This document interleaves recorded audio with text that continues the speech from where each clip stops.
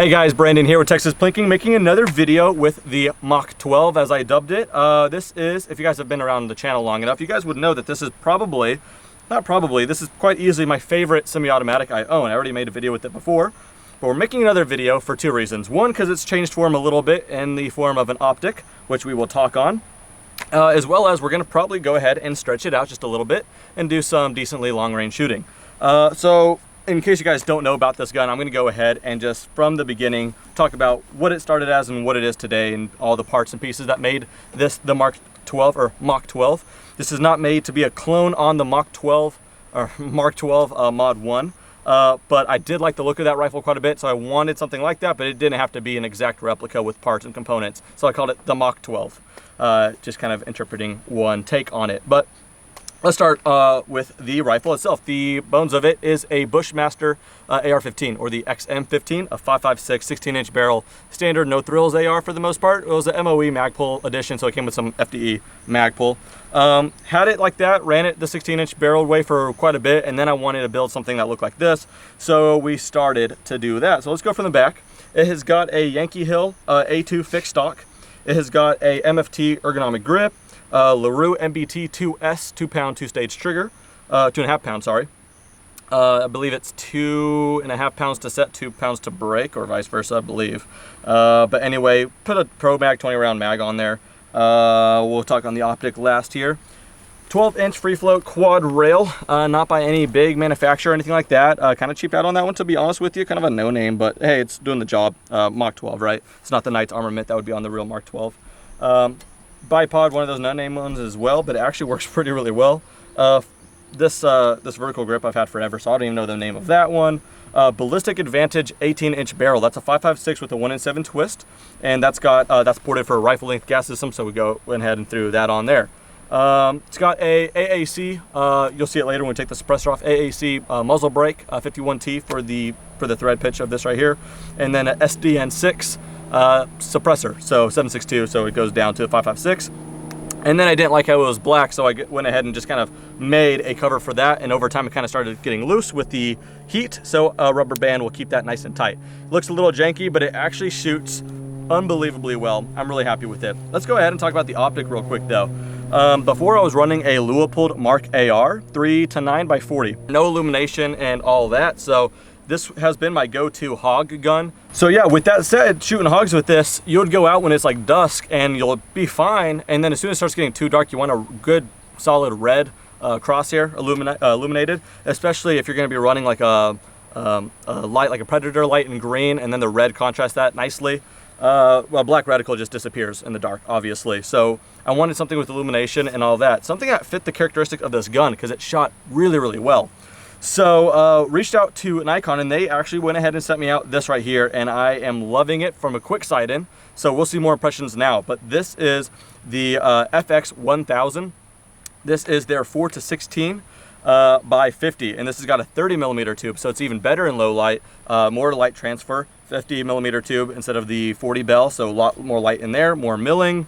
Everything's really nice and tactile. Zero stop, zero reset, illumination. It's a very feature-rich scope, and it's first focal plane. So as you zoom in and out, the reticle will change according to so to where the mils and the math stay the same. What is 1 mil at whatever distance? It stays the same with that first focal plane.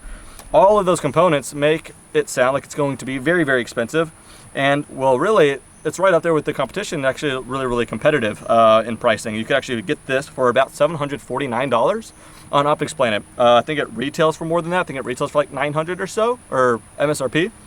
But the street price, yeah, you can pick it up for $750 on Optics Planet. So that's great. And actually, you can save 5% if you use the code Texas Plinking. You can also pick up the mount here. This is a cantilever mount, so it's all one piece here. And that's from Nikon Black series as well, the 30mm, of course. That goes for about $149. Optics Planet has that too, so you save 5% on that. So I shot it very quickly a couple weeks ago at 50 yards, and it sighted in for that. But we're at 100 now, and so we're gonna do a solid sight in, do the zero stop, zero reset, both unsuppressed first, mark that, and then suppress, and then I'll make like a new hash of like where that is. And then that way we could just shoot it suppressed, unsuppressed on the fly whenever. And we're going to be shooting some Hornady 75 grain boat tail hollow point. I love those rounds, and I've already got a dope chart on how that flies. Once we have a zero, we can just refer to this chart right here. But yeah, that's the rifle. That's the way it's set up. So I say we go ahead and just shoot 100 yards real quick, get a sight in, and then we'll back out to some long range. Cool, so we're backed out to 100 yards. Hopefully the target stays in place. We don't have a target cam set up for this, but we will for the long range. But this is just a quick test. I'm gonna do unsuppressed, make sure we got a good zero, do the zero stop, and you guys get the point. But all right, let's go ahead. Like I said, I was plinking around at like between 25 and 50 yards, and I did it pretty well to where I was just shooting clay pigeons. So that should be on paper at 100, but let's just see how bad that is. All right, I'm sweating. Off camera there, so we shot one shot and the target went flying. So I had to run back and forth between 100 yards to get that thing where it needs to be. So long story short, it sighted in without the suppressor. What I'm gonna do now is I got the Allen key. Let me put this away here. Got the Allen key tucked away in the grip for the zero stop and all that good stuff. Right there. What I'm gonna do, I think I'm going to obviously put this at 0 because my windage shouldn't change when I threw the suppressor on there. So just uncap that, put that at 0, uncap this, and set the zero stop, which is gonna mean when I'm scrolling through this right here, it's gonna stop once it's at the 0. I'm gonna make the 0 stop go all the way to where it's unsuppressed, because as soon as I put the suppressor on there, it's gonna weigh it down some. So I need to do the zero stop with these unsuppressed, and then I'll actually put the zero cap to 0 with the suppressor. That way it's always zeroed for both.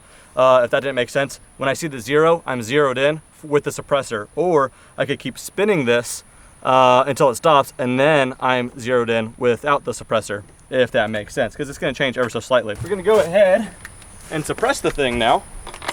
It almost fell. All right, so that's on there.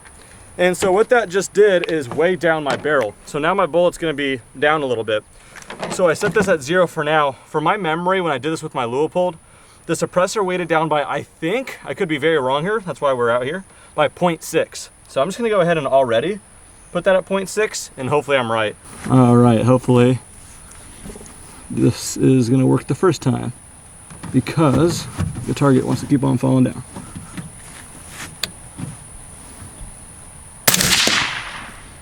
Target down. Ah, shoot. So one time I wish the target was not down. Hopefully this 100-yard dash is worth it. That was a stupid joke, too. What? What joke?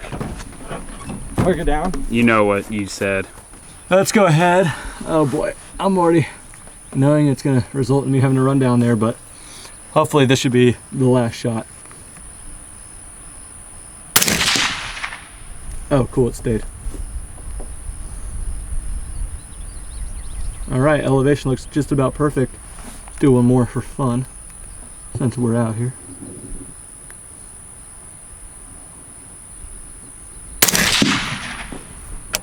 So now what I'm gonna do, lift the cap up, and since the zero stop is set, with the zero stop, you know what? Let's go ahead and put it together, and I'll explain it. Right now, I like it zeroed, literally on the 0 with the suppressor, because more often than not, it's gonna be suppressed. So let's go ahead and lock that down. Make sure it doesn't rotate. All right, so that's all threaded in. I think I'm all good. So in short, here's what's going on.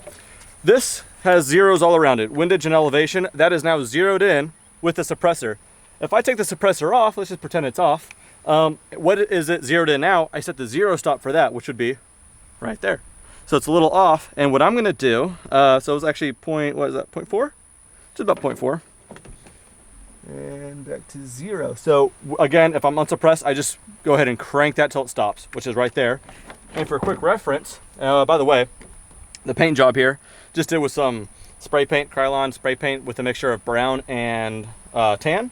And it gets nicked and tipped and chipped, and I don't really care. All right, so because it's spray painted, for quick reference, because that is the 0, although it's not on 0, that is what is zeroed in for unsuppressed. I'm gonna just get the Allen key here and just scratch a line like so. So if I'm just going for quick reference, I could just go ahead and put that line there, but it is always gonna be that 0 stop. Hopefully that all makes sense.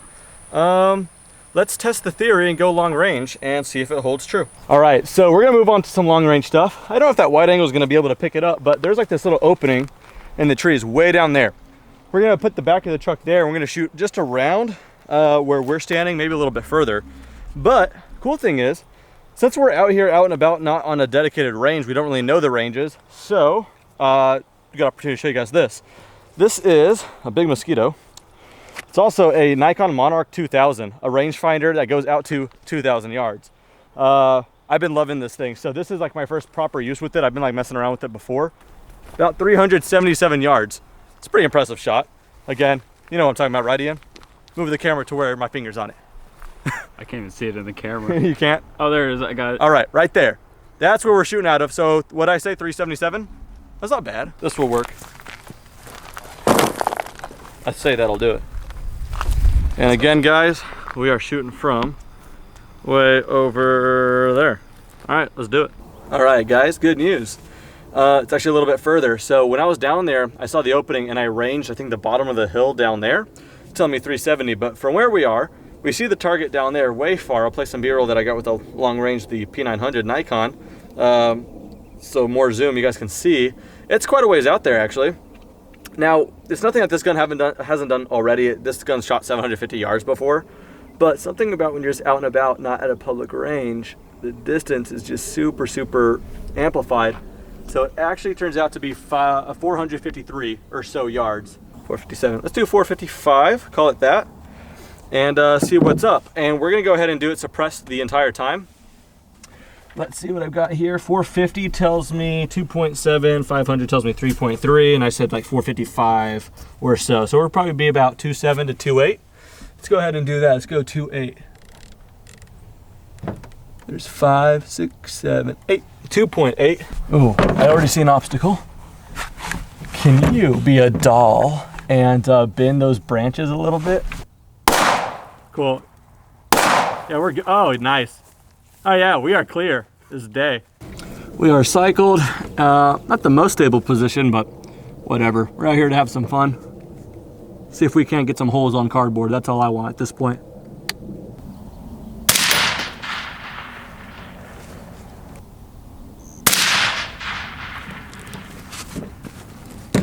I'm gonna zoom out a little bit because I lose it when I shoot, and I want to see if there's any dust splash. And if so, if it's blowing a certain way, see if we could get like a wind call.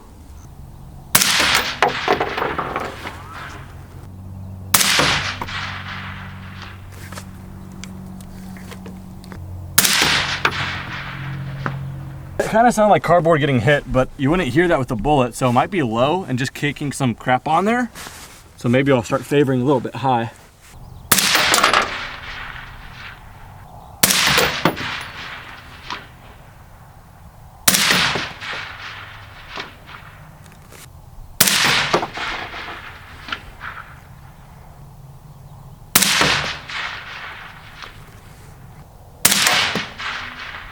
Ooh, hot brass.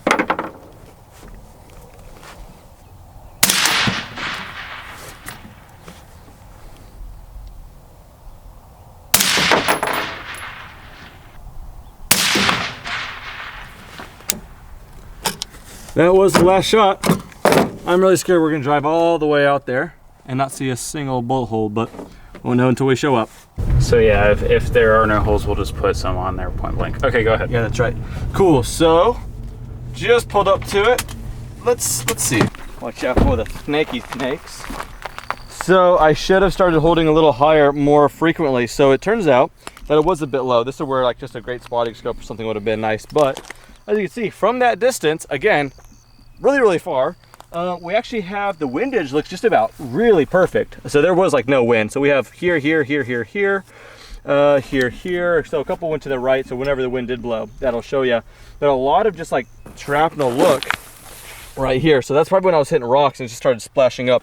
But you can see the cluster overall when I was holding right here was right about here. And I think whenever I was holding just a little higher, that's whenever, I don't know, they must have been up here, but maybe the wind had changed by those holds. But, you know, yeah, they were a little low, as you can see, but not bad. At 450 yards or so, really, really kind of unknown conditions and no spotting whatsoever. That's the benefit of steel, especially on a dry day where I can like have some dust splash up and see where I'm missing. I just have no idea here, but you know what? I'll take that. That's not too bad. I would kind of put that as like two different groups. I was holding over some other place here, so that's a little group here, a bit of a group all right there. That's not too bad. But yeah, I think in the not too distant future, what we're going to do is set up steel here and a little further, all the way to where hopefully we could get like 650, 700 or so yards, but 450 right here is not too bad. And we can just plink up from right there, and that way there's no resetting targets. So just be hearing some pinging of the steel, and that'll be pretty fun, and we could just plink all day long up there. But nonetheless, it's always fun to just get out and shoot in some like cool land like this, because when you're just on flat property, like at a shooting range or whatever, it just doesn't give it justice. But 450 yards, that's no slouch. That's not too bad. And so I'll take that. But anyway, that'll just about do it for this video. Thank you guys so much for watching, and have a great day.